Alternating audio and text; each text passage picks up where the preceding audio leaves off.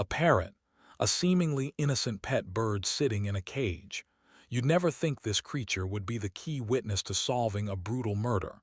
But y'all, this case is absolutely wild. On a quiet evening in Sand Lake, Michigan, a man was shot 5 times in his own home. His wife, she claimed it was a suicide. The police, they weren't so sure, but they had no concrete evidence. No witnesses, no confession. Until that parrot started talking. And what it said sent chills down everyone's spine. This bird literally mimicked the victim's last words, his final desperate pleas during a violent argument, in 2 distinct voices. The victim's voice and the killer's voice. Now I know what you're thinking. Can a parrot really be used as evidence in a murder trial? Can a bird's testimony put someone behind bars? Here's the thing, folks. This case has everything. A marriage that looked perfect on the outside but was rotting from the inside. A cold-blooded murder disguised as suicide. A wife who thought she was smart enough to fool everyone. And a parrot that wouldn't shut up about what it witnessed. Glenna Duram thought she'd committed the perfect crime. She was dead wrong. This is Women Justice Files, and today we're diving deep into one of the strangest, most chilling murder cases you've ever heard. All right, now let's get back to this absolutely insane case. Glenna Duram wasn't born a killer. None of them are, really. But somewhere along the line, something inside her broke. Or maybe it was broken all along. Let me paint you a picture of who Glenna was before everything went to hell. Born and raised in Michigan, Glenna grew up in what most folks would call a normal, working-class family. She wasn't rich, wasn't poor. Just average. The kind of girl who blended into the background at school. Not the popular cheerleader, not the outcast loner. Somewhere in the middle. But here's what people who knew her back then remember. Glenna always wanted more. More attention. More admiration. More control. According to folks who went to high school with her, Glenna had this way of playing the victim whenever things didn't go her way. Didn't get invited to a party. She'd claim the popular girls were bullying her. Got a bad grade. The teacher had it out for her. Boyfriend broke up with her. He was abusive even when he wasn't. Now I'm not saying every complaint was fake, but there was a pattern that would follow her into adulthood. In her mid-20s, Glenna met Martin Duram. Marty, as everyone called him, was the kind of guy everybody liked. Hardworking, loyal, the type who'd give you the shirt off his back if you needed it. He worked in auto repair, wasn't rich by any means, but he was stable, dependable. And Glenna, she was head over heels, or at least that's what she wanted everyone to believe. They got married in 2010, had a small ceremony with family and close friends. By all accounts, the first few years seemed fine. They bought a modest house in Sand Lake, Michigan. Got a dog. Got a parrot, an African gray named Bud. They looked like your typical middle American couple trying to build a life together. But behind closed doors, that's where the cracks started showing. See, Marty's friends started noticing changes. He'd show up to work looking exhausted, like he hadn't slept.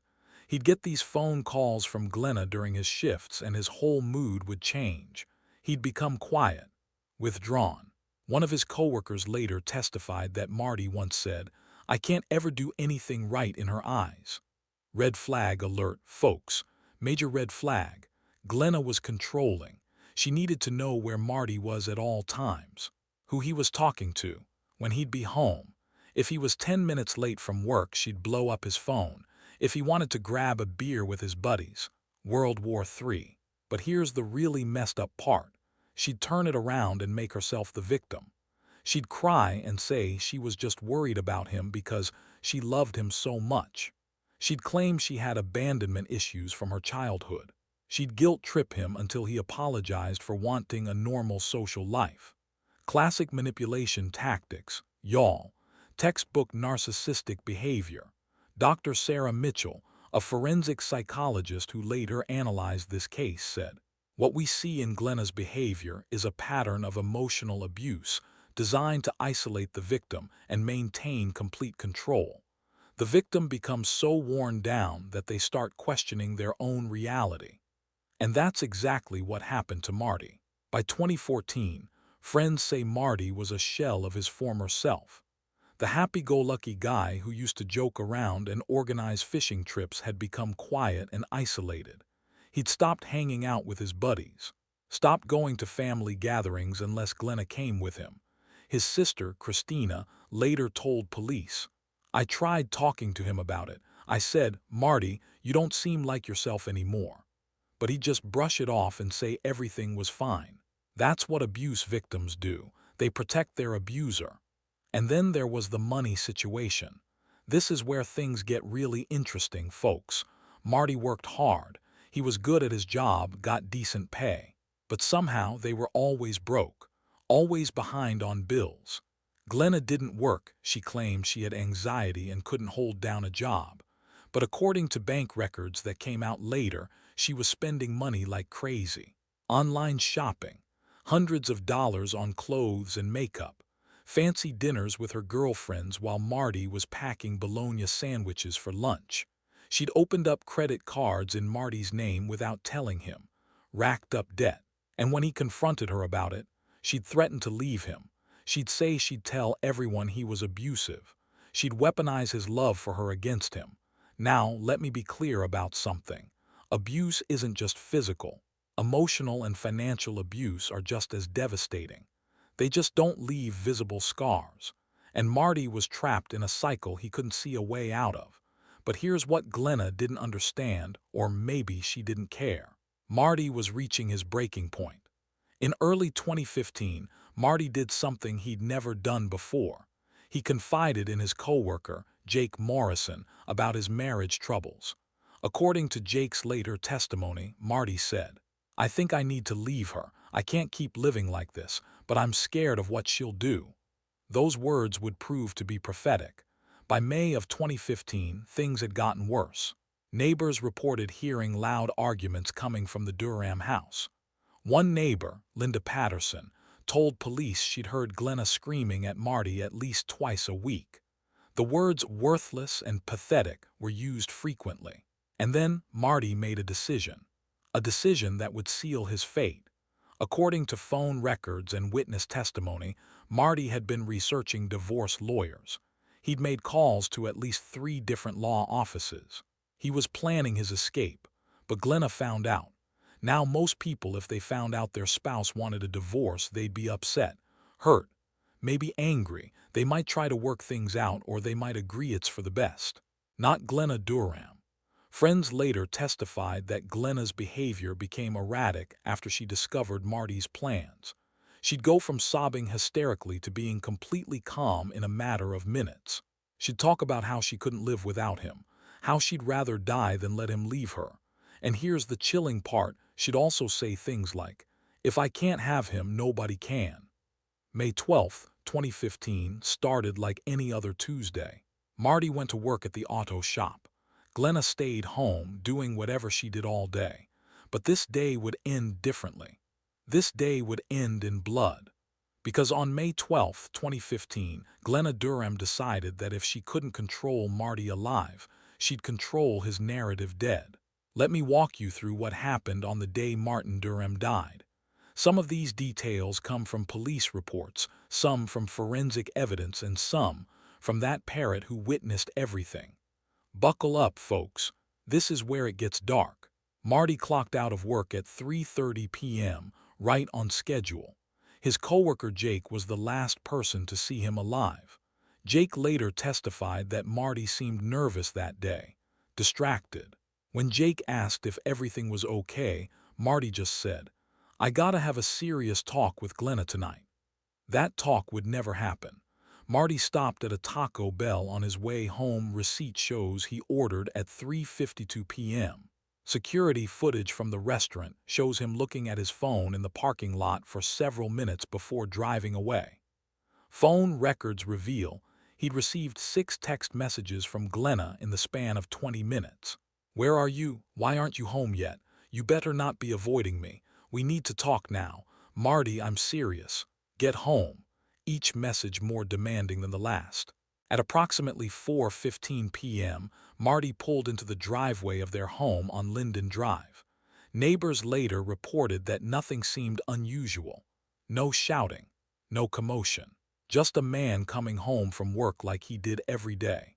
But inside that house, Glenna was waiting, and she wasn't planning to have a conversation. According to the forensic reconstruction done by investigators, here's what they believe happened.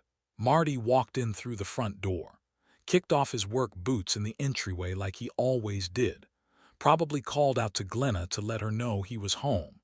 Maybe he was carrying that Taco Bell bag, thinking they could eat together and talk things through. But Glenna had other plans, y'all. The living room is where it started. This is where the first argument took place. We know this because Bud the parrot's cage was in the living room, and that bird heard everything. Everything. According to Christina, Marty's sister, who ended up adopting Bud after the murder, the parrot would later repeat phrases in Marty's voice. Don't shoot. And don't fucking shoot. But here's what makes your blood run cold. The parrot would also repeat those same phrases in a woman's voice. A mocking, angry voice. Glenna's voice. Dr. Raymond Torres, the forensic pathologist who performed Marty's autopsy, determined that he was shot 5 times. 5 times. Let that sink in. The first shot hit him in the shoulder. Non-fatal, but it would have knocked him back. Caused intense pain. The second shot missed entirely. The bullet was later found lodged in the living room wall behind where Marty had been standing. Investigators believe Marty tried to run at this point. Blood spatter evidence shows he made it from the living room into the hallway leading to the bedroom. He was trying to get away from her, but Glenna followed him. The third shot hit him in the back. This one punctured his lung. He would have started struggling to breathe, would have been coughing up blood, probably fell to his knees in that hallway. And this is where it gets absolutely horrific, folks. Marty was on the ground, wounded, dying, helpless, and Glenna stood over him and fired 2 more shots, one to the chest, one to the head, execution style. The medical examiner determined that Marty was alive for approximately 3 to 5 minutes after the first shot. 3 to 5 minutes of knowing his wife, the woman he'd loved, the woman he'd built a life with, was murdering him. 3 to 5 minutes of terror and pain and betrayal. I can't even imagine what was going through his mind in those final moments. At 4:47 p.m., 32 minutes after Marty arrived home, Glenna Duram called 911. And y'all, this 911 call is a masterclass in manipulation and lies. 911, what's your emergency? Oh my God, my husband, he shot himself. There's blood everywhere. Please send help. Ma'am, I need you to calm down. You're saying your husband shot himself? Yes. I came home and he's on the floor. He's not moving. Oh God, there's so much blood. Now listen to what she's saying here. I came home. Not I was here. Not I heard the shots. She's already establishing her story that she wasn't present when it happened. But here's the problem, Glenna. Your car was in the driveway the entire time. Your phone's GPS data shows you were home. And you know who else knows you were home? That damn parrot. Emergency responders arrived at 4:53 p.m. Paramedics found Martin Duram dead in the hallway, exactly as Glenna had described. Massive blood loss. Multiple gunshot wounds. The gun, a .45 caliber handgun registered to Martin Duram, was lying on the floor near his body. Everything looked consistent with suicide. Everything looked like a man who'd taken his own life. Except it wasn't. Officer Derek Johnson was the first police officer on scene. He later testified about what he observed. Mrs. Duram was sitting on the front porch when we arrived. She was crying, but there were no tears. Her hands were shaking, but when I looked closer, there was no blood on them. No gunshot residue visible. She was wearing clean clothes. Red flag number 1, folks. When officers entered the house, they found a chaotic scene. Blood pooled in the hallway. Bullet holes in the walls. Shell casings scattered across the floor. But here's what was weird. The gun was in Marty's right hand. Marty Duram was left-handed. Now, could a left-handed person shoot themselves with their right hand? Sure, it's possible, but combined with everything else, it didn't sit right with the responding officers. And it was about to get a whole lot weirder. Detectives asked Glenna to walk them through her version of events. And this is where her story started falling apart like a cheap sweater, y'all. First, she said she'd been at the store when it happened. Then she said she'd been in the backyard. Then she said she'd been in the bedroom with the door closed and didn't hear anything. Then she said she heard one loud noise but thought it was a car backfiring. 4 different stories in the span of 20 minutes. Detective Lisa Martinez, the lead investigator, knew something was off. She testified later. In my 15 years of law enforcement, I've responded to numerous suicide calls. Family members are devastated, inconsolable. They're not worried about establishing where they were or what they were doing. But Mrs. Duram, she was very focused on creating a timeline that placed her away from the scene. Crime scene technicians began processing the scene. They photographed everything, collected the shell casings, swabbed for gunshot residue, documented the blood spatter patterns, and the more they looked, the more things didn't add up. Let me break down why this couldn't have been a suicide, folks. Problem number 1. The trajectory of the bullets. Suicides typically show a specific pattern gun pressed against the body, angled in a way that's consistent with someone shooting themselves. But Marty's wounds, they showed shots fired from several feet away, and from different angles. You can't shoot yourself from several feet away. That's physically impossible. Problem number 2, the blood spatter. There was cast-off blood on the walls and ceiling, the kind that comes from a gun being waved around between shots. If Marty had shot himself, there wouldn't be multiple cast-off patterns from different locations. Problem number 3, the first shot. Remember, the first shot hit Marty in the shoulder. The angle and entry wound were consistent with him facing his attacker. You don't shoot yourself in the front of your shoulder. It doesn't make sense. Problem number 4, gunshot residue. When you fire a gun, residue gets on your hands. It's unavoidable. But when they tested Glenna's hands, she'd washed them recently. Her hands were damp, smelled like soap, and showed only trace amounts of residue consistent with what you'd get from being near gunfire, not from actually firing the weapon. Girl really thought she could wash away the evidence. Rookie mistake. By 7:30 p.m. that evening, Detective Martinez made a decision. This wasn't a suicide. This was a homicide. And the only other person in that house was Glenna Duram. They brought Glenna down to the station for a more formal interview. Not under arrest yet, just to help clear things up. And this is where we get to see the real Glenna. Detective Martinez started gentle. Mrs. Duram, I'm so sorry for your loss. I know this must be incredibly difficult. We just need to ask you a few more questions to complete our investigation. Classic interrogation technique, folks. Start sympathetic. Build rapport, make them feel comfortable. Glenna nodded, sniffling. I can't believe he's gone. I don't understand why he would do this. Had your husband been depressed lately? Any indication he might hurt himself? And here's where Glenna made her first major mistake. She got too comfortable, started elaborating. Oh yes, he'd been really depressed for weeks, maybe months. He was stressed about money, about work. He'd even mentioned suicide a few times. I tried to help him, but he wouldn't listen. He wouldn't go to therapy. I begged him to get help, but here's the thing. Marty's coworkers, family, and friends all later testified that he hadn't seemed depressed at all. In fact, several people said he'd seemed more hopeful recently, more optimistic about the future. Detective Martinez pressed further. Mrs. Duram, can you explain why there are multiple bullet holes? Why there's evidence of shots fired from different locations? Glenna's face changed. Just for a second, her eyes narrowed. Then she recovered. I don't know. Maybe he shot at the walls first. I don't know how guns work.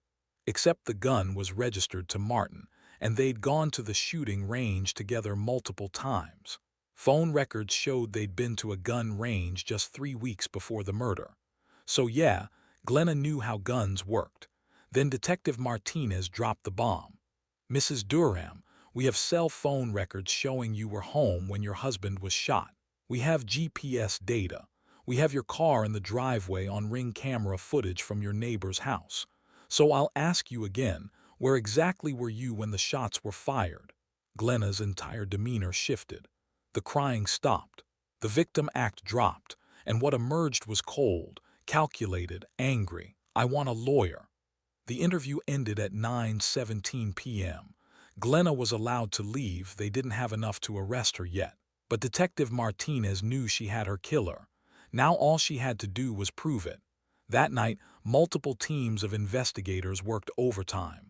They pulled phone records, bank records, social media posts, security camera footage from every business within a 5-mile radius. They interviewed neighbors, friends, family members, coworkers. They were building a case, piece by piece, thread by thread. But they had a problem. No murder weapon with Glenna's prints. Marty's prints were on the gun. No eyewitnesses. It happened inside their home. No confession. Glenna had lawyered up immediately. What they needed was something irrefutable, something that placed Glenna as the shooter beyond any doubt. And that's when Glenna Duram, Marty's sister, called the police station with the strangest tip they'd ever received. "You're not gonna believe this," she said. "But Marty's Parrot won't stop screaming, 'Don't shoot,' in my brother's voice. And then it says it again in what sounds like Glenna's voice, but angry. It keeps doing it over and over." The parrot had witnessed the murder, and it had recorded everything in its memory. When Glenna Duram told detectives about what the parrot was saying, I bet you can imagine their reaction.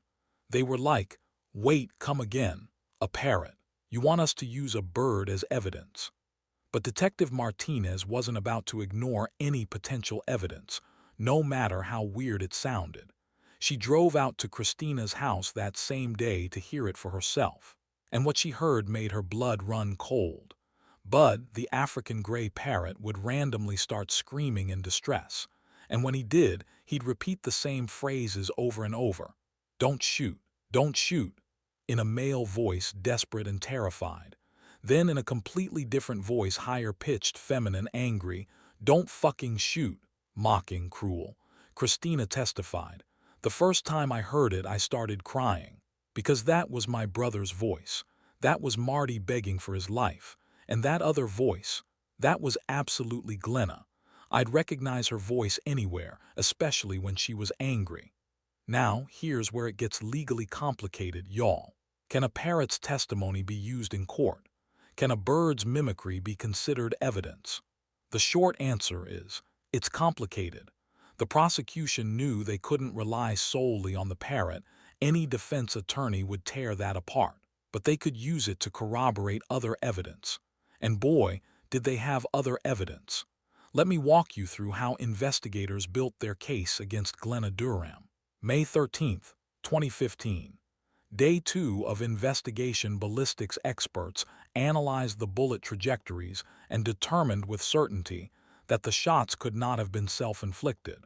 The angles, distances, and patterns all indicated a second person fired the weapon. Financial investigators uncovered a mess. Glenna had been hiding debt from Marty, over $47,000 in credit card bills, most of it racked up in the 6 months before his death.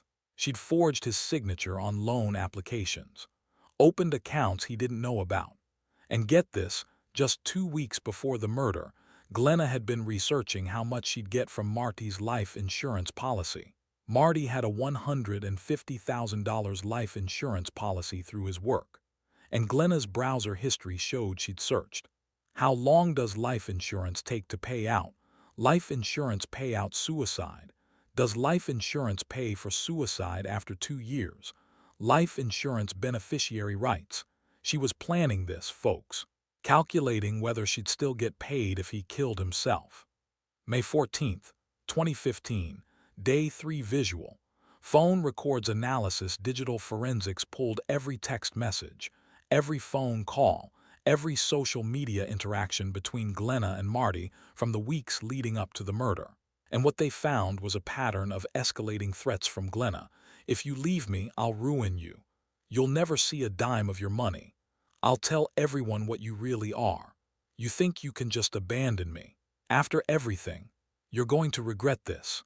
And the most chilling one, sent just 3 days before the murder, "You don't get to just walk away from me. I won't let you." Marty's responses were heartbreaking. He was trying to de-escalate, trying to reason with her. "Glenna, we can split everything fairly. I just think we're not good for each other anymore. Please don't make this harder than it has to be. I care about you, but I can't do this anymore." He was trying to leave peacefully, and she murdered him for it. Investigators interviewed everyone who knew the couple, and a picture started emerging of a woman who was controlling, manipulative, and increasingly unstable. Linda Patterson, the neighbor, told police, "I heard them arguing the night before it happened. Glenna was screaming something about how he'd ruined her life, and she wouldn't let him destroy everything she'd built. It was scary. I almost called the cops that night, but I talked myself out of it. I wish I hadn't." "Don't blame yourself, Linda. You couldn't have known." Jake Morrison, Marty's coworker, revealed something crucial. "Marty told me the day before he died that he'd consulted with a divorce attorney. He said the lawyer told him he'd probably have to pay alimony, but it would be worth it to get out." He seemed relieved, like he'd finally made a decision. Marty had told the lawyer he planned to serve Glenna with divorce papers the following week. Glenna couldn't let that happen. If Marty divorced her, she'd lose control. She'd lose her financial support. She'd lose her victim narrative. So she made sure he'd never serve those papers. May 18th, 2015, Day 7 tech experts cracked Glenna's computer. She tried to delete her search history, but nothing's ever really deleted, folks. Here's what they found: how to make a murder look like suicide, do police test for gunshot residue, how long does GSR stay on hands, best way to shoot someone, where to shoot someone to kill them instantly. She literally Googled how to commit murder. And when were these searches made? The week before Marty died. She'd been planning this. This wasn't a crime of passion. This wasn't a fight that got out of hand. But here's what's really twisted. While she was searching how to kill her husband, she was posting on Facebook about how much she loved him. Photos of them together with captions like, "My forever love," and "So grateful for this man." Posts about how he was her soulmate and her best friend. The fakest stuff you've ever seen, y'all. All while she was planning to blow him away. May 20th, 2015, Day 9 prosecutors brought their evidence to a grand jury. They presented forensic evidence proving it couldn't be suicide, financial motive, debt, and life insurance, digital evidence, the damning search history, witness testimony, the toxic relationship phone records, the threatening texts, the 911 call lies and inconsistencies. And while they couldn't officially present the Parrot's recordings as direct evidence, they could present expert testimony about the bird's ability to mimic what it heard. The grand jury deliberated for less than 2 hours. They indicted Glenna Duram on one count of first-degree murder. At 6 a.m., Detective Martinez and 4 uniformed officers knocked on the door of Glenna's mother's house, where Glenna had been staying since the murder. And y'all, the way she acted when they arrested her, pure narcissism on display. When they read her the charges, Glenna's response wasn't denial. It wasn't shock. It was outrage. "This is ridiculous. You people have no idea what you're doing. I'm the victim here. My husband killed himself and you're trying to blame me. I'm the one who's suffering. I'm the one who lost everything." Notice how every sentence was about her, not about Marty, not about what she'd allegedly done, just about how this was all happening to her. As they walked her to the police car, she looked directly at the camera one of the officers was wearing and said something that would come back to haunt her. "You'll see. When this goes to trial, everyone will know the truth. Marty was unstable, he was abusive, and I'm the one who suffered." Plot twist. Literally no evidence supported any of those claims. Not one single person corroborated her abuse allegations. Not one. Glenna Duram was booked into Kent County Jail and held without bond. The judge deemed her a flight risk and a danger to others. Michigan woman charged with murdering husband. Wife arrested after husband's suicide, ruled homicide. Parrot witness in murder case. The media went absolutely wild with this story, y'all. A Parrot witness. You can't make this stuff up. While Glenna sat in jail, her defense team was scrambling to build a case. They went through several strategies. Strategy 1, it was self-defense. Marty attacked her, she grabbed the gun. Problem. Forensics showed he was shot while trying to run away. Strategy 2, it was an accident. The gun went off during a struggle. Problem, 5 shots from different angles, not accidental. Strategy 3, Glenna wasn't mentally stable. Temporary insanity. Problem, the premeditation, the searches, the planning. They finally settled on their trial strategy. Marty was suicidal, Glenna tried to stop him, the gun went off multiple times in the struggle, and the prosecution was using junk science and circumstantial evidence. In other words, they were throwing everything at the wall to see what would stick. Meanwhile, the prosecution was building an airtight case. They had forensic experts, digital evidence, financial records, witness testimony, and they had that Parrot. The big question leading up to trial: would the judge allow the Parrot's recordings to be played in court? Defense attorneys argued it was unreliable and prejudicial. Just because a bird mimics sounds doesn't mean it accurately captured what happened. It could be imitating things from TV, or making up combinations of sounds. The prosecution brought in avian behavior experts who testified that African gray parrots have exceptional memory and mimicry abilities. They don't create new phrases. They repeat what they've heard in the context they heard it. Judge Patricia Reynolds made her ruling. The parrot's recordings could not be played as direct evidence. However, the prosecution could present testimony about what the parrot was saying, and the jury could consider it as part of the overall circumstantial evidence. So basically, they could tell the jury what the bird was saying, but they couldn't actually play the audio. A compromise. The trial was set to begin on January 11, 2016, and everyone, the prosecution, the defense, the media, the public, was ready to see if Glenna Duram would finally face justice for what she'd done, or if she'd somehow managed to talk her way out of it. January 11, 2016. The trial of Glenna Duram begins. The courthouse is packed. News crews line the sidewalk. Everyone wants a seat for what's being called the Parrot murder trial. And y'all, this trial was absolutely riveting from start to finish. Jury selection took 2 days. Both sides were looking for very specific people. The prosecution wanted jurors who could look past the bizarre parrot angle and focus on the hard evidence. The defense wanted anyone who might buy into reasonable doubt. They ended up with 7 women, 5 men, ages ranging from 25 to 68. A pretty standard jury for a murder trial. When Glenna walked into that courtroom, she'd transformed herself. Gone was the disheveled woman from the arrest. She was wearing a modest dress, minimal makeup, her hair pulled back in a simple bun. Classic defense strategy, folks. Make the defendant look as innocent and sympathetic as possible. But what was really interesting? Her body language.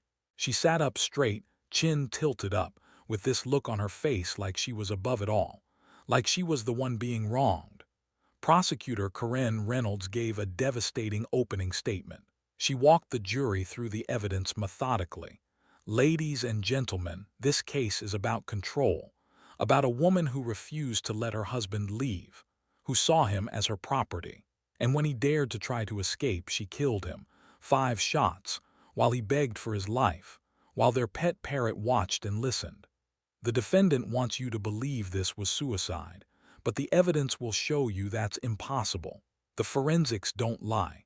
The phone records don't lie. The searches on her computer don't lie. Martin Duram was 37 years old. He had his whole life ahead of him. He wanted out of an abusive marriage. He wanted to start over. And for that, Glenna Duram shot him 5 times and left him to bleed out in their hallway. When this trial is over, we will ask you to find the defendant guilty of first-degree premeditated murder, because that's exactly what this was. Powerful stuff, folks. You could feel the tension in that courtroom. Defense attorney Marcus Webb took a different approach. He went emotional. Glenna Duram is a widow. She lost her husband in a traumatic, horrific incident, and instead of being allowed to grieve, she was immediately accused of murder. Why? Because the police needed someone to blame. The prosecution wants to paint my client as a monster, but what they don't want to talk about is Martin Duram's depression, his financial troubles, his drinking, his violent outbursts, none of which was actually documented or corroborated, by the way. But defense attorneys don't need truth, they just need reasonable doubt. The evidence in this case is ambiguous at best. Forensic science isn't magic. Computer searches can be taken out of context. And let's be honest, the prosecution's key witness is a bird, a parrot. That's not evidence, that's a sideshow. When this trial is over, you'll see that the prosecution hasn't met their burden of proof, and you'll have no choice but to find Glenna Duram not guilty. Over the next 6 days, the prosecution called 23 witnesses. Let me walk you through the most important ones. Detective Martinez walked the jury through the investigation. She explained why the scene didn't match a suicide. She showed photos of the bullet trajectories, the blood spatter patterns, the gun placement. And y'all, she was impressive. Calm, professional, unshakable. When the defense tried to poke holes in her investigation, she had answers for everything. Defense: Detective, isn't it possible the blood patterns are consistent with suicide? Martinez: No. I've investigated 47 suicides by firearm in my career. None of them had multiple cast-off patterns from different locations. That's consistent with one thing: only multiple shots fired while moving around the victim. Dr. Torres testified about Marty's injuries in graphic detail. He showed the jury diagrams of the bullet wounds, explained the trajectories, detailed how long Marty would have been alive. Mr. Duram was shot 5 times over the course of approximately 3 to 5 minutes. The first shot to his shoulder, while painful, was not immediately fatal. He would have been conscious and aware. The second shot missed him entirely. The third shot punctured his lung. He would have been struggling to breathe, probably coughing blood. The fourth shot to the chest hit his heart, and the fifth shot to his head would have killed him instantly. Some jury members actually cried during this testimony. It was that brutal. Defense tried to argue that maybe Marty shot himself multiple times, that it happens.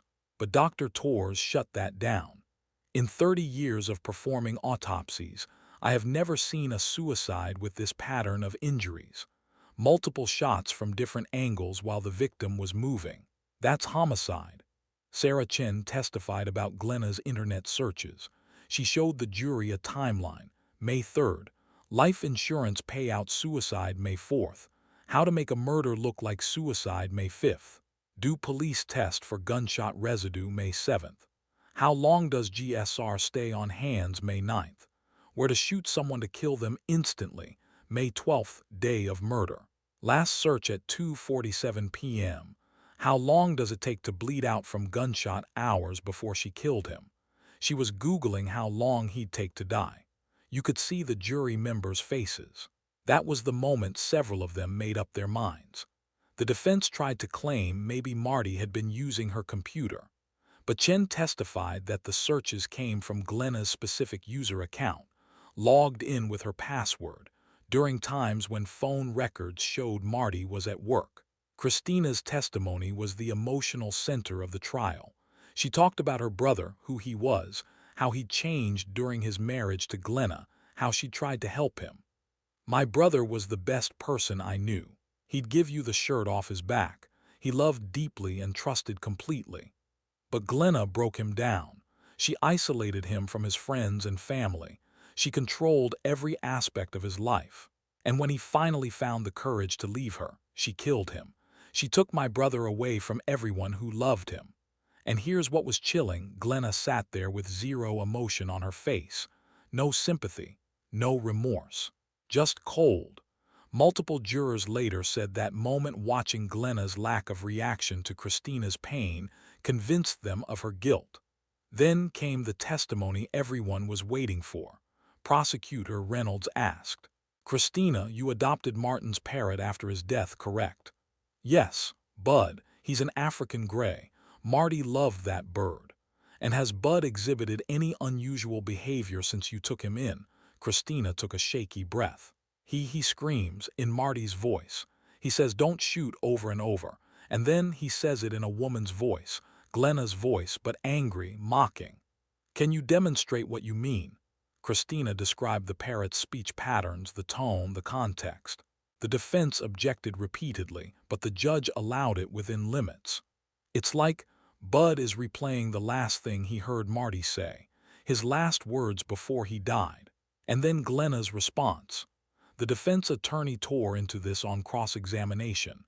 Defense: "Miss Duram, you're aware that parrots can mimic sounds from television, from movies, from anywhere, correct?" Christina: "Yes, but..." Defense: "So this parrot could be repeating something from a crime show, couldn't it?" Christina: "No, because it's my brother's voice. I know his voice. And I know Glenna's voice." Defense: "But you want to blame Glenna for your brother's death, don't you? You never liked her." Christina: "I didn't like her because she abused my brother, because she isolated him, because I watched her destroy him, and now he's dead." The defense kept pushing, trying to discredit her, but it backfired. The jury saw a grieving sister trying to get justice for her murdered brother.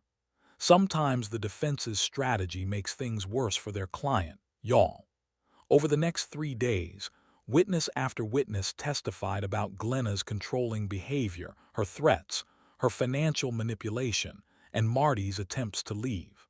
Jake Morrison, the coworker, repeated what Marty had told him.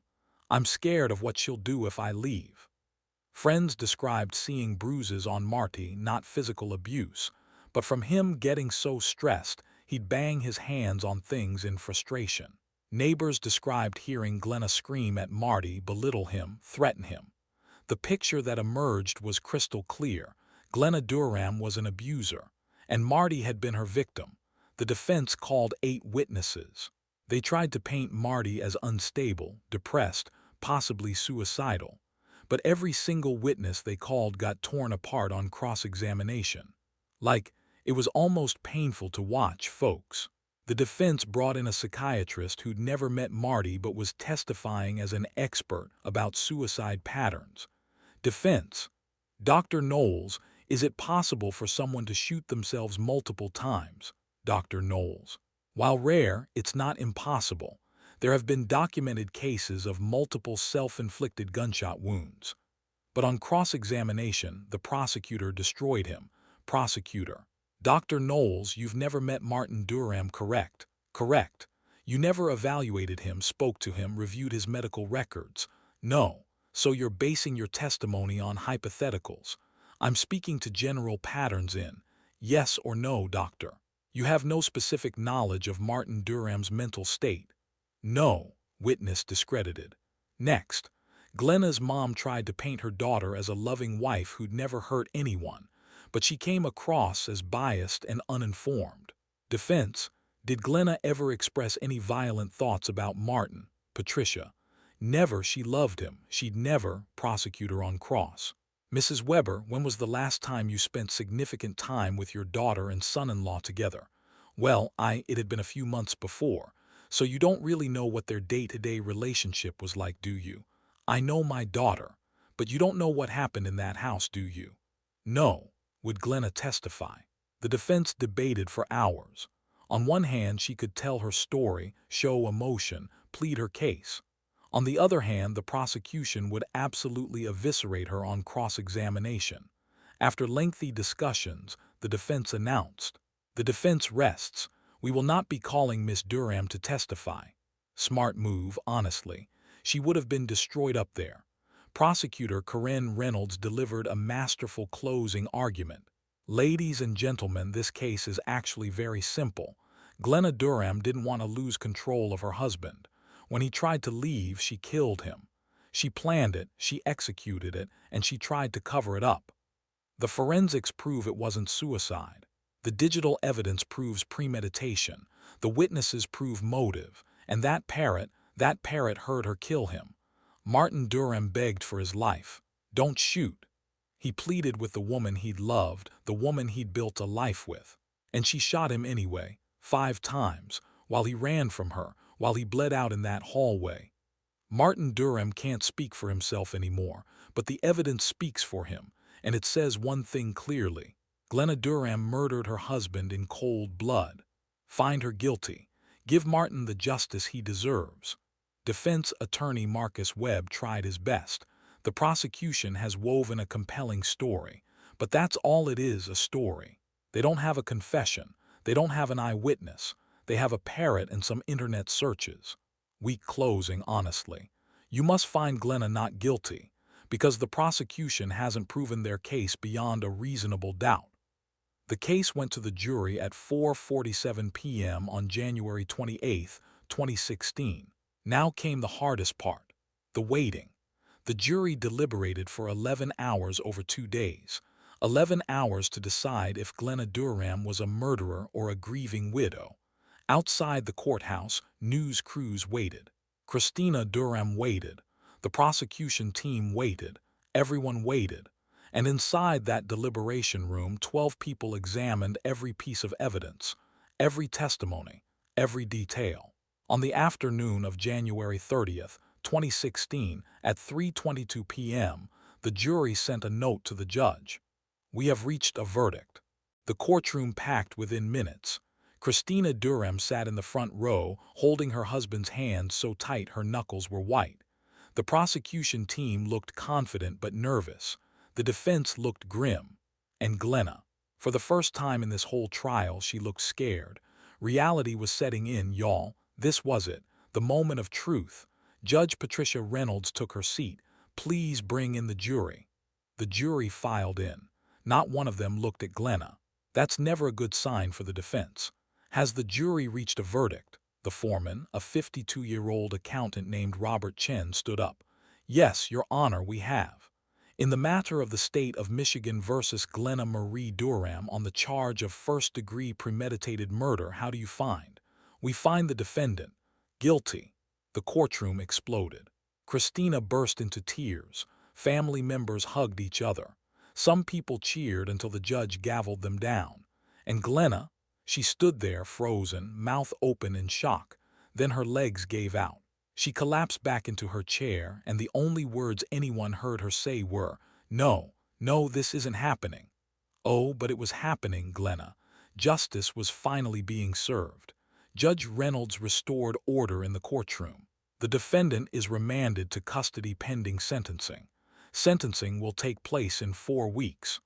As they let her out, Glenna looked directly at Christina and said something that made everyone's blood run cold.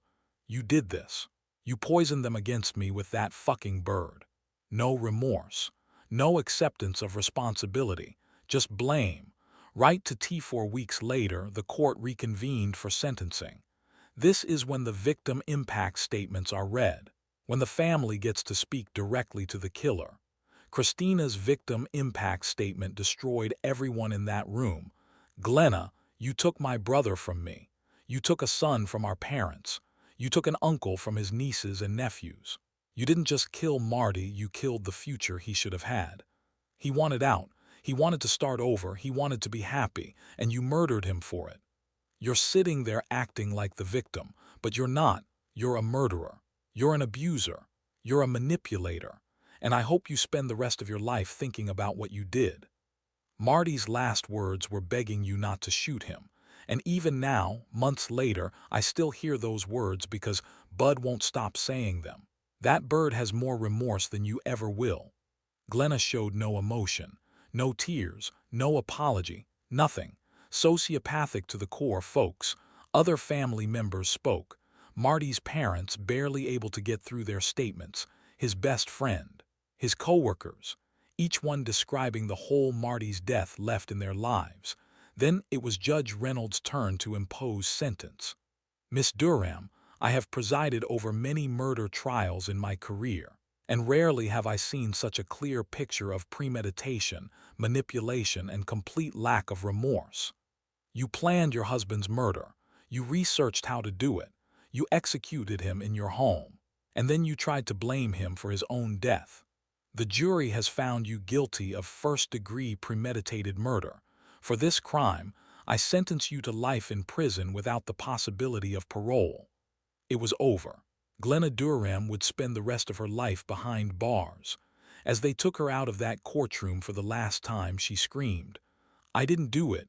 You're all wrong. I'm innocent. This is a travesty, still playing the victim, still refusing to accept reality. Glenna filed appeals as most convicted murderers do. She claimed, ineffective counsel, prosecutorial misconduct, the Parrot testimony was prejudicial, the forensic evidence was flawed, every single appeal was denied. Every court that reviewed the case found the evidence overwhelming and the trial fair. In 2019, her final appeal was rejected by the Michigan Supreme Court. Glenna Duram will die in prison. Where are they now? Glenna Duram still has Bud the Parrot. She says he doesn't say "don't shoot" as much anymore, but occasionally, when he's startled, he'll repeat it. She started a foundation in Marty's name that helps domestic abuse victims, male and female, escape dangerous relationships. She turned her tragedy into something meaningful, y'all.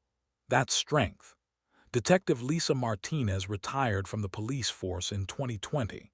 She's now a consultant on cold cases and teaches forensic investigation at a local university. She says the Duram case was one of the most memorable of her career, not just because of the Parrot, but because of how clearly it showed the reality of domestic abuse. Marty's parents have since passed away. His father died in 2018, his mother in 2021. Christina says they never really recovered from losing their son the way they did. Visual. Prison visiting room. Glenna Duram is currently housed at the Women's Huron Valley Correctional Facility in Michigan. She's 47 years old. She maintains her innocence to this day. In a recent prison interview, she claimed she was railroaded by a corrupt justice system and that the truth will come out eventually. Narrator note: the truth already came out, Glenna. At your trial, Dr. Sarah Mitchell, the forensic psychologist who analyzed this case, provided insight into Glenna's behavior. Glenna Duram exhibits classic traits of narcissistic personality disorder with sociopathic tendencies. The need for control, the manipulation, the complete lack of empathy. These are hallmarks of someone who sees other people as objects to be used rather than human beings with autonomy. What's particularly chilling about this case is the premeditation. This wasn't a crime of passion. She didn't snap in a moment of rage. She planned it methodically, executed it coldly, and showed zero remorse afterward. The domestic abuse dynamic here is also important to recognize. Male victims of domestic abuse are often overlooked. Society doesn't take them seriously. But Martin Duram was a textbook victim, isolated, controlled, financially abused, and ultimately killed by his abuser. This case highlighted several important issues. 1. Male domestic abuse victims. Marty's story brought attention to the fact that men can be victims too. They face unique challenges in being believed and getting help. 2. Financial abuse as a red flag. Glenna's financial manipulation of Marty was a warning sign that went unaddressed until it was too late. 3. The danger of leaving. Statistics show the most dangerous time for a domestic abuse victim is when they try to leave. Marty's story tragically proves this. 4. Unusual evidence. While the Parrot aspect was sensationalized, it showed that evidence comes in many forms and investigators should be open to all possibilities. This case mattered beyond just one murder, folks. It started conversations. It raised awareness. It potentially saved lives by showing people what abuse looks like and how deadly it can be. If you take anything away from this case, let it be this. 1. Control in a relationship is abuse, period. If your partner monitors your every move, isolates you from loved ones, and makes you fear their reactions, that's abuse. 2. Financial abuse is real abuse. Spending your partner's money without permission, running up debt in their name, hiding financial information, these are serious red flags. 3. Threats should be taken seriously. When someone says, "If I can't have you, nobody can," believe them. Report it, get help. 4.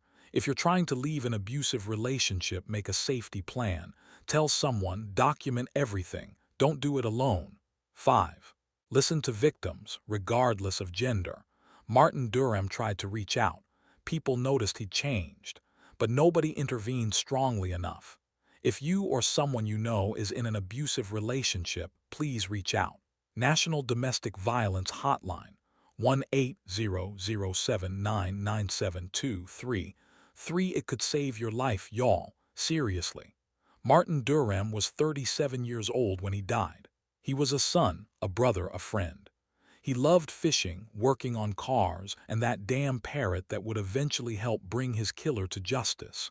He didn't deserve what happened to him. He didn't deserve to die begging for his life in his own home. He deserved better.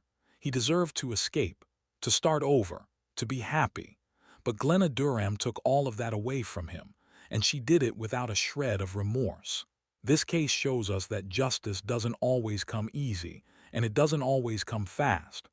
But sometimes, with good detective work, solid forensics, and yes, even a parrot witness, justice does come. Glenna Duram will spend the rest of her life in prison. She'll never manipulate another partner. She'll never control another person. She'll never hurt anyone else the way she hurt Marty. And maybe, just maybe, she'll spend those years thinking about what she did. Though honestly, I doubt it. All right, folks, what did you think of this absolutely wild case? Drop your thoughts in the comments below. Do you think the parrot's testimony should have been allowed as direct evidence? Do you think Glenna will ever admit what she did? If you enjoyed this deep dive into one of the strangest murder cases in recent history, make sure you hit that like button and subscribe to Women Justice Files. We cover a new case every week, and trust me, we've got some crazy ones coming up. And ring that notification bell so you don't miss when we drop our next video, because next week, we're covering a case that involves a woman, a Craigslist ad, and a plot so twisted you won't believe it's real. Seriously, y'all, it's insane. Also, if you want to support the channel and get early access to videos, behind-the-scenes content, and exclusive case deep dives, check out our membership options and Patreon. Links are in the description. Rest in peace, Martin Duram. May your story prevent others from suffering the same fate. This has been Women Justice Files. Stay safe out there, folks. And remember, if you see something, say something. You might just save a life. Hey, thanks for sticking around to the end. Quick shout out to today's sponsor again. Make sure you check out that discount code in the description. A few quick extra facts about this case. Bud the parrot is now 15 years old and apparently has learned some new, much happier phrases. Christina says he now likes to say, "Good morning" and "love you" in Marty's voice, which she finds comforting. The house where the murder occurred was sold in 2017. The new owners reported no paranormal activity, but honestly, I'm not sure I could live there knowing what happened. And fun fact, this case has been featured on multiple true crime podcasts, a Dateline episode, and even inspired a fictional storyline on a crime drama TV show. All right, that's all I've got for you today. See you in the next one. Stay curious, stay safe, and stay away from people who get weird when you try to leave them. Peace out, crime junkies.